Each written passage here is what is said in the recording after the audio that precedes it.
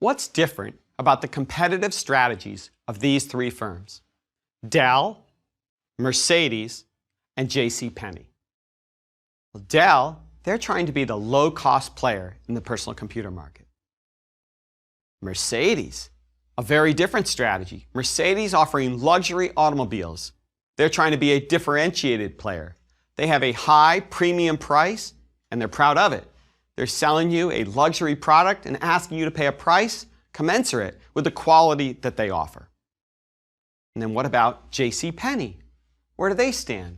A little more difficult to understand precisely what that strategy is all about. They are stuck in the middle.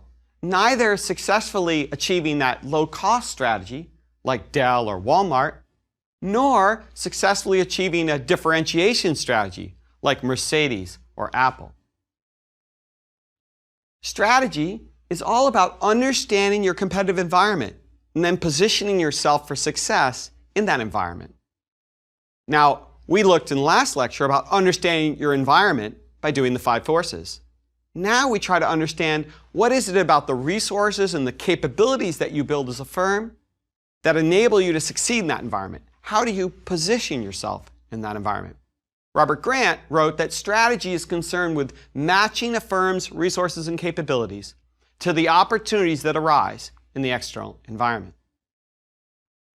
As you do this, as you plot your strategy and try to position yourself, you're trying to create a competitive advantage relative to your rivals. To do that, you have to create more economic value than your rivals. What does it mean to create economic value? Well, when you produce a good or service and sell it, there's a certain perceived value for that good and service. Customers have some perception of what they're willing to pay for that product. There's also the cost, of course, for you to deliver that product or service to them. What is the cost of producing, distributing, and selling that item? The perceived value, less the total cost, equals the economic value created. Of course, you as the company that provides that good, you don't get all of that economic value created. That value is then split between you and your consumer. For the consumer, anything that they pay that's less than what they're willing to pay, less than what they perceive as the value for that good, well, that's surplus to them. That's part of the economic value that they get.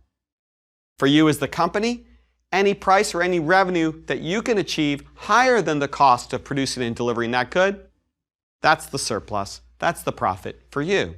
And your goal as a firm is to generate more economic value than your competition.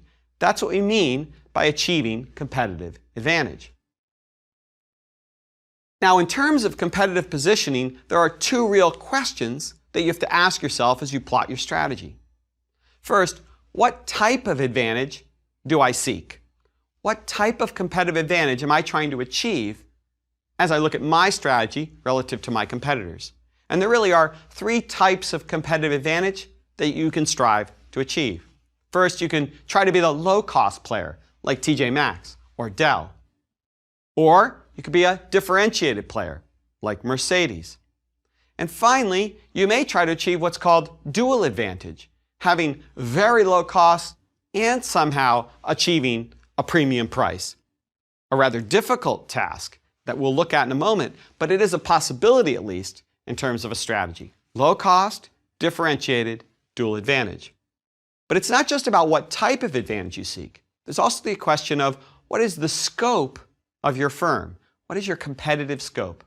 And here you can think about being a very focused firm, what we call a niche competitor, where you've chosen a particular product category in which to compete with a fairly narrow product line.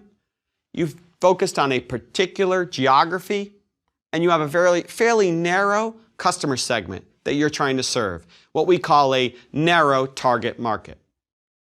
But you don't have to be a focused competitor. You could choose to be a broad competitor. You could offer a wide array of products.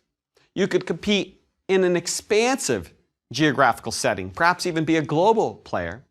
And you could serve a wider target market with many customers of different demographic background, of different income, etc. So what type of advantage do you seek? That low-cost differentiation choice. And what's your scope? How focused or how broad are you in terms of product, geography, and customer, these are the fundamental choices that every firm must make as it chooses its strategy, as it chooses how do I want to position myself within my external environment to mitigate any negative forces and to take advantage of the opportunities there so that I can achieve more economic value, create more of that than my competition. So let's go into this in a little more detail.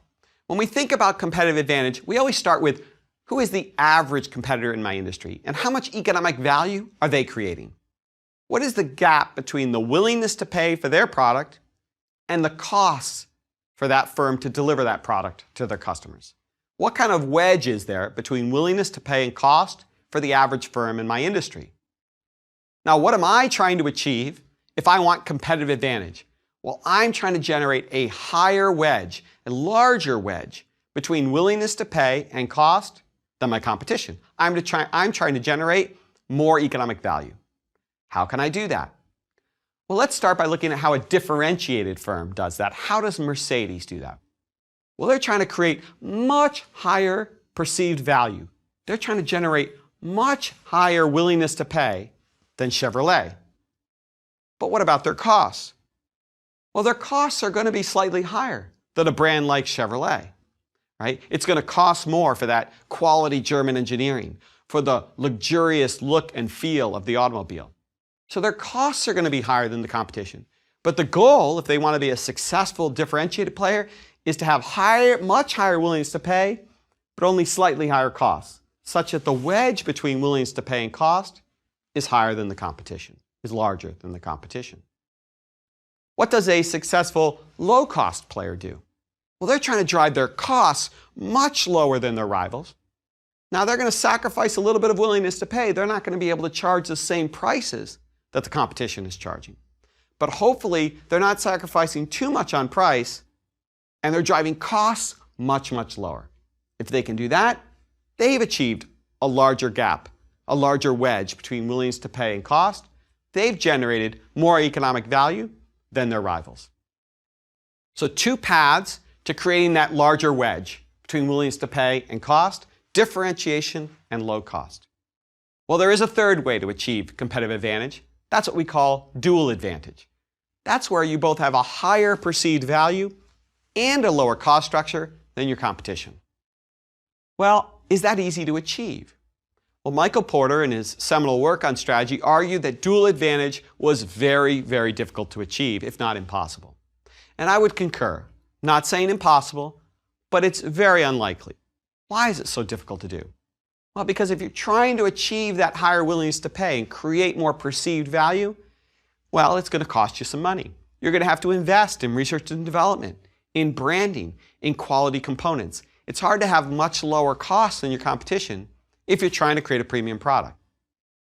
Likewise, if you're trying to bring your costs down significantly, you're going to find that it may be difficult to still command the same brand image and the same position in the market and be able to achieve the same pricing. And players that are very focused on either differentiation or low cost may be able to really attack you. You know, if you're trying to sell this vehicle, and you're saying it's a premium vehicle at a high price, and yet you're trying to have lower costs than the competition, well, Mercedes may come in there and really attack you and start to critique the quality of your vehicles. Similarly, there may be a player that comes in and undercuts you on price, and they're able to do that because they have such a strong cost position. So the players who are focused on either differentiation or low cost tend to be able to attack people trying to achieve dual advantage. It's why dual advantage is so difficult to achieve. Not impossible, but a dangerous place to try to play, particularly for a firm that has many very tough competitors in their market. Now, interestingly, the financials tell us a story when we're analyzing a company. We can actually look at the financial statements and perceive or pick out from that precisely what type of competitive advantage they're trying to achieve. Let's take Walmart and Target, two major players in the mass merchandising business in retail in the United States and for Walmart around the globe. If you look at Walmart's financials relative to Target, you'll notice some really interesting and stark differences.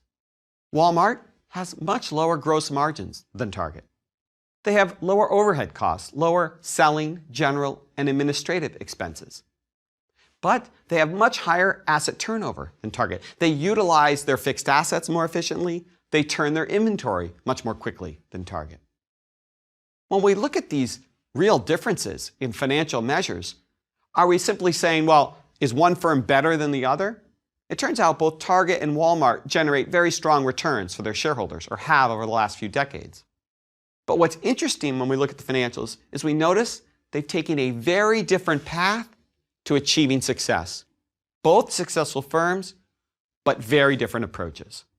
What does that mean? Well, Target, high gross margins, low returns, a typical differentiation strategy. Why do they have higher margins? They've chosen, right, to sell a slightly higher quality good, sell more fashionable items, try to set some higher prices in some of those categories. For example, when they produce apparel collections in collaboration with famous designers, they're trying to bring a slightly premium price to that category in the mass merchandising business. But they have lower inventory turns. Why? They sell fewer of the basics than Walmart. They sell a few more of these fashion-forward items. And so those items may not sell as frequently as some of the very basic, low-price items that Walmart sells. On the other hand, for Walmart, a lower margin business, always trying to have rock-bottom prices, but very high turns. They're good at selling staples.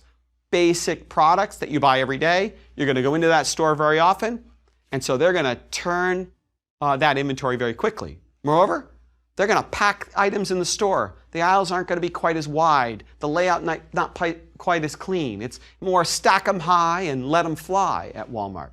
And that is reflected in the higher inventory turns and the higher asset utilization that we see. What's the point? The financials tell us a story. They tell us not just which firms are better than others. They also tell us what kind of strategy is that firm trying to achieve, and is it doing so successfully.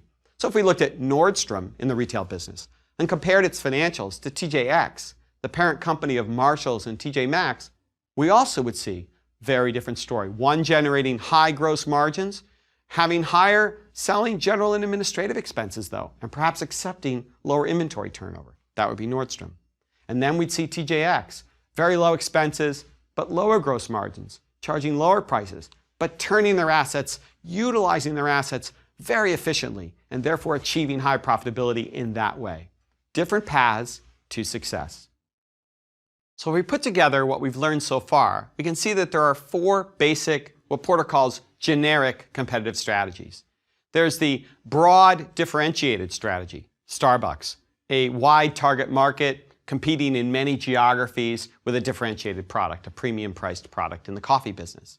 Ducati, on the other hand, they're a focused differentiator. Ducati in the motorcycle business, based in Italy, serving a very narrow target market with a limited selection of products, right? Very much a niche player in the motorcycle business. Contrast this then with the low-cost strategies we might employ, either broad or focused. A broad low-cost player would be Walmart, right? Serving a wide range of customers in many geographies with many products and services. On the other hand, in the focused low-cost category, we'd have a firm like Irish-based airline Ryanair, serving certain geographies with a very well-defined product set and very much a narrower target market than major airlines like British Airways or Alitalia. So which is the best of these four generic strategies? Which should we pursue? Well, the answer is there is no one best strategy, but there is one place you don't want to be, and that's stuck in the middle, like JC Penney. Unclear as to whether you're really a differentiated player or a low-cost player, whether you're a niche player or a broad player. That's the real danger that we want to avoid. Well, how do you become stuck in the middle? Well, first is you simply fail to choose. You're trying to be all things to all people. And we certainly know some companies trying to do that. They're so desperate for growth, for top-line growth in terms of revenue, that they are expanding and moving and trying to be everything to all their customers, and they're not clear on their strategy. Well, you also kind of have the issue of trying to move from one box to the other. Shifting your strategy may cause you to not actually achieve the shift, but end up straying and stuck in the middle. Consider Starbucks in the period from, say, 2000 to 2008. Starbucks began, of course, as a niche player, a focused differentiator. They set out to grow and become more of a broad differentiator, but as they did that, they lost a little of their soul. They diluted their brand a bit. Howard Schultz, the founder, was no longer CEO at the time. But in 2008, he saw the writing on the wall. He saw the dangerous place that Starbucks found itself in. He stepped back in as CEO. And he noticed, he said, I don't think we're about coffee anymore. He noticed, for example, that when he walked into the stores, there were lots of other items in the stores besides coffee, crowding the identity of the store, pushing coffee to the side to some extent. He even didn't smell coffee, he said, when he went into the store. In an effort to become a broader player, to serve the mass market, they diluted the brand. And of course, what's interesting is Schultz brought them back to the coffee roots, and they've had more success in recent years. But there are other examples of companies trying to move from one box to the other that get into trouble. Pierre Cardin and Gucci, both focused differentiators, also as they tried to grow, found themselves diluting their brand to some extent in certain periods of their history. And finally, the third way you might find yourself stuck in the middle is you're trying to react to the emergence of a new competitor. And you end up straddling different competitive positions because you're moving in many different directions, trying to adapt to a really tough new rival in your market who may be taking market share and profits away from you. So let's take a look at this issue of straddling, this idea of finding yourself caught between two fundamentally different competitive positions and how it happens. An example will really help us. So let's take a look at the airline business again. And what's interesting about this is to look at the legacy carriers, mainline carriers like Delta, United, Continental, and British Airways. How did they react to the emergence of new low-cost rivals like Southwest Airlines in the US or like Ryanair or EasyJet in Europe? Well, interestingly, many of the legacy carriers decided to create new subsidiaries, low-cost subsidiaries that would compete directly with companies like Southwest or like Ryanair. So Delta created a unit called Song. United created a unit called TED. Continental created Continental Light. And British created a subsidiary, British Airways did, called Go. What were they trying to achieve with each of these units? Well, they were trying to compete aggressively with this low-cost rival without having to change their fundamental business model for their main airline. And so they created these units, gave them a little bit of independence, but not complete independence, and let them try to compete. But did they really create something that was as effective as these rivals that had entered their market? Did Delta really create something that was as good as Southwest? Did British Airways really create something that was as good as EasyJet or Ryanair? In fact, what you found in each of those cases is they straddled. They created something that had elements of their old model and elements of the new model that competitors had used. But in creating something that was a bit of a hybrid, it was neither as effective as the old model, nor as effective as these new upstarts that had entered the market. So we had British Airways, for example, with Go. Well, they weren't willing to go quite so far as to not have assigned seats, the way Ryanair did. They weren't willing to eliminate food altogether. They would offer good food, but try to charge for it. So they were making these compromises, creating a model that was neither as good as what they had or what had entered the market to compete with them. They straddled. And as a result, all of those new units established by legacy airlines, they all failed. None of them were successful. We see the same issue with how IBM reacted to the emergence of Dell in the personal computer business.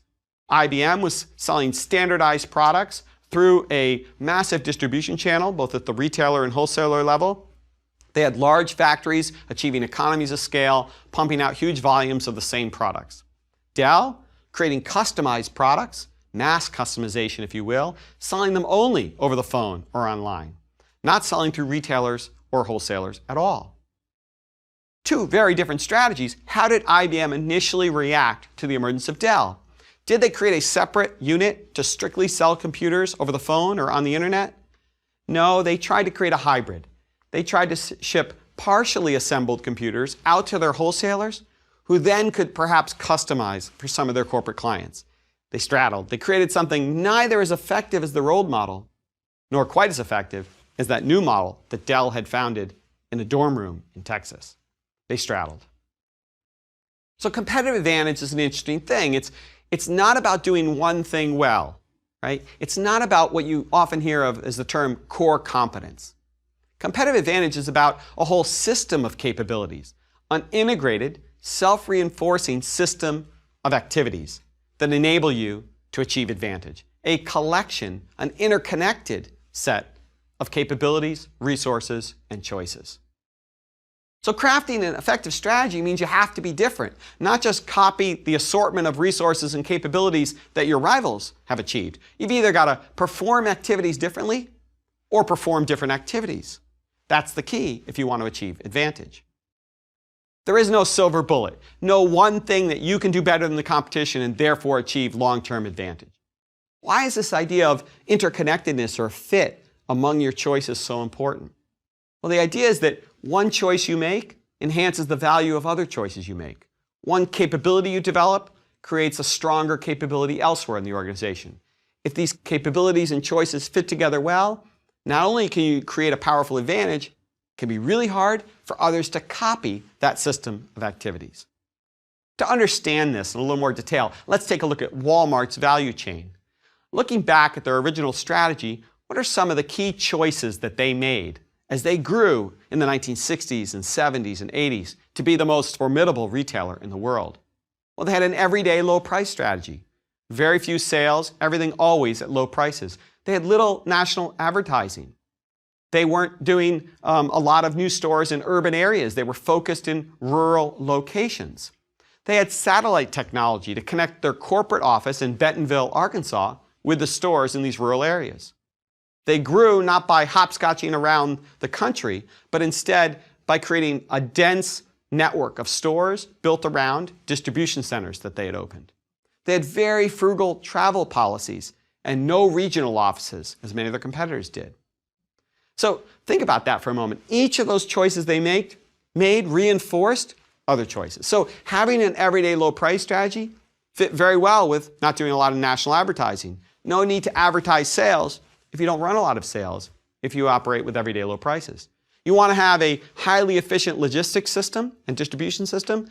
Well, everyday low pricing creates very predictable demand, and therefore it's much easier to run a very powerful and seamless integrated logistics system. So each of these choices fit together. Now think about what would happen if a competitor like Kmart tried to emulate Walmart. What competitors often do is they look at what you do and they look at what they think you do best. And they emulate one part of the system. Oh, Walmart's really good at supply chain. They're really good at logistics, and they try to copy that. Two mistakes inherent in that attempt by a firm like Kmart. Number one, it isn't the one thing that Walmart does that's a silver bullet. It's how their logistics plan and system fits with everything else they do that creates advantage. But secondly, you at Kmart, well, you have your own system of activities that's quite different than Walmart's. So taking one thing out of the Walmart system and trying to drop it into your system, you can't achieve the same power, the same advantage. You end up with some things that don't fit together quite so nicely. So if you think about why this is so important, this idea of fit and how these activities fit together, it's important because rivals, first of all, sometimes face what we call causal ambiguity.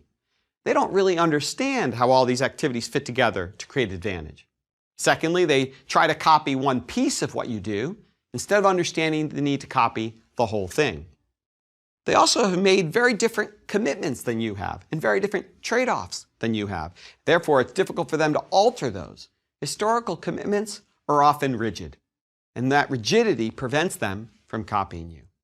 So fit's a great thing if you can create this really well-aligned, self-reinforcing system of activities. Of course, the challenge is if you've done that very well and you've tailored your activities to one set of customers and one market, what if you try to grow? What if you try to move into a new segment? Will you now face the problem that your strategy and your system of activities doesn't actually fit so well in this new market that you're trying to enter? This is a problem many companies face, and we'll take a look in a moment at how Walmart faced that when they moved from their normal retailing business into the wholesale club business. But first, a little note about IKEA, a very successful company in the furniture business. What's interesting about that is one of their CEOs at one point said that many competitors had tried to copy one or two of the things IKEA did well. And the problem is they didn't try to understand the totality of the system that enabled IKEA to perform so effectively. So they tried to copy Scandinavian design, or they tried to copy the store experience, or they tried to copy the idea of having the customer assemble the furniture at home. They didn't understand that it's how all of those things fit together that created such an advantage for IKEA. So let's take a look at a company that was successful in one market, that moved into another and found that that very system of activities, which was so well interconnected, so well aligned, now suddenly didn't fit the external opportunity in front of them. So you have to ask the question, why has Costco outperformed Walmart in the wholesale club business? Now, Walmart has a very good business. Sam's Club is very effective and profitable, but it's not nearly as profitable and successful as Costco. Why did Walmart, who had this great value chain, this great system of activities, why did they struggle when they tried to apply it to a business that's also about selling things at low prices, isn't it? Isn't the wholesale club business actually quite similar to what Walmart had thrived and succeeded in so well over the years? Turns out maybe not. Actually, the customer in the wholesale club business is a little different than in the basic Walmart business. It's a little higher wealth customer. Now, why would that be? Why does Costco attract people of higher income than a typical Walmart store? What's different about the wholesale club business? Well, you have to pay a fee each year to be able to shop there. And when you shop there, while things might be great values, you have to spend more on each trip, more of a total cash outlay because you're buying in bulk. And how do you get those goods home? Well, you need a big vehicle to get them home, and then you need to live in a big house to be able to store all those products. So put that all together, the annual fee and the bulk buying and the big house and the large car, and you see where suddenly the typical customer at Costco isn't quite the same as at Walmart. And what did Costco do well? They built a system of activities tailored to the customer driving the Volvo or the BMW, not the Chevy. They built a store experience that was different than Sam's Club because they understood it was a different customer. Sam's Club was too tied down by the legacy of Walmart to truly serve in a unique way this different set of customers. You see, here is the problem. It's difficult to create a great value chain and to create a great system of activities that's well connected, but it's also difficult to move that to a new market at times. The other problem you face, of course, is you've tailored your activities to a particular environment, you've done really well, and then the world changes. And now suddenly, your strategy, which fit very well in the environment and was successful, now you're the one that's become rigid. You've got capabilities and choices you've made and commitments you've made that are hard to undo. The idea of historical commitments that become rigid is a fundamental one because it's often our explanation for why incumbent players aren't nimble enough, flexible enough to adapt to a changing environment. This leads us to an important concept to close out our lecture called judo strategy. Judo strategy, because core capabilities can become rigid, successful entrepreneurs, successful entrants often are able to use an incumbent's strengths against them. That's a key principle in judo, using the strength of your competitor against them. Consider the case of Dell versus IBM. What were IBM's strengths? Well, it had tremendous manufacturing capability to produce high volumes of the standardized product at low cost. It also had tremendous relationships with the distribution channel, with retailers, with wholesalers, with value-added resellers. Well, what did Dell do? By building its strategy very differently, now this very strength that IBM had became a liability. IBM couldn't go direct and sell online. If it did so, it would alienate many of the wholesalers it had been working with and many of the retailers. So IBM was hesitant to go online as quickly as Dell did. IBM's factories weren't configured to build customized products every day based on customer demand. They were configured to produce large batches of standardized products as efficiently as possible. So IBM's strengths now became liabilities as they tried to adapt to this nimble new entrant. Judo strategy. Take advantage of the strengths of your competitor and turn them against that rival. There are many threats that come to a competitive advantage if you achieve it successfully. The ability to be successful as a firm, to be more profitable than your rivals, is about not just achieving advantage, but sustaining it. And to sustain it, you have to be worried about three major external threats. Can someone imitate what you're doing, but do it better than you? Can a substitute emerge, an alternative product or service that undermines your position? So can a tablet computer supplant the laptop for many consumers? And hold up. What is hold up? Hold up is when your buyers and suppliers gain leverage over you and grab more of the profit pie. It's like a convenience store holdup, right? They've got a gun to your head, they have leverage, and they're able to extract some profit from you, like Microsoft did from the personal computer makers by having such a powerful position in the operating system market. So imitation, substitution, and holdup are the three main external threats. From an internal basis, of course, we can shoot ourselves in the foot if we don't perceive and react to threats in an adequate fashion. And incumbent players sometimes don't see the threat early enough, or they don't know how to respond, or they can't motivate their organization to respond quickly enough when threats emerge. One thing you'll note about strategies in many markets is that we actually aren't trying to be as different as we should in many companies. If strategy is about identifying different activities and different positions in the marketplace, what we see in many markets is strategies converging. We see herd behavior, companies simply imitating one another. Why is that? It's safe to follow the herd. There's risk aversion on the part of many executives. Being really different can be risky. Benchmarking is widespread, so people are constantly looking at their competitors and trying to identify what they do well, and then they copy them. And as growth slows in the market, and we compete for market share, we're no longer going after new customers, but trying to steal old ones from our rivals, we start to do things that are similar to our rivals. So herd behavior, unfortunately, is chronic and exists in many industries, even though it's the antithesis of a great competitive strategy. I'll close with a couple of quotes.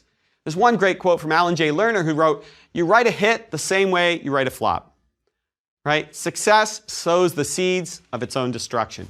A firm that's been really successful in one market, that's built a great system of activities, can see those same strengths become a liability because the commitments they've made become rigid and they're unable to change as the environment changes around them. Well, John Maynard Keynes also wrote something very interesting that pertains to the issue of strategy, though he was an economist. He said, "The difficulty lies not in the new ideas, but in escaping from the old ones, which ramify for those brought up as most of us have been into every corner of our minds." It's hard to change the way you think. And for many companies, they've got one way they think about how to make money in a business, and they can't shake that when someone comes along with a new model, as we'll see in upcoming lectures. So your assignment: look at the annual reports of two companies before our next lecture, Whole Foods and Kroger, both in the supermarket business. Take a look at the financial statements. How do their key ratios differ? Things like their return on assets, their net income margin, their gross margin, their inventory turnover. And how do those differences reflect the contrasting strategies of these two firms? Which firm is pursuing a differentiation strategy and which is pursuing the low-cost strategy?